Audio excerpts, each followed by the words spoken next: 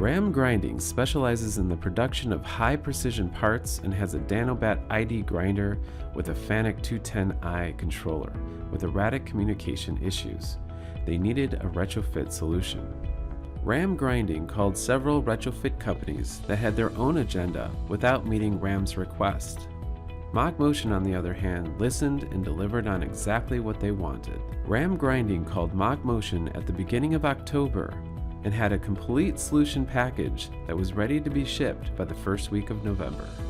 It took Ram Grinding 5 days to remove the old hardware and install the new Mock Motion hardware. The Danobat Retrofit was a simple, bolt-in-place retrofit solution. And in less than 4 months, they have made the cost of their retrofit back.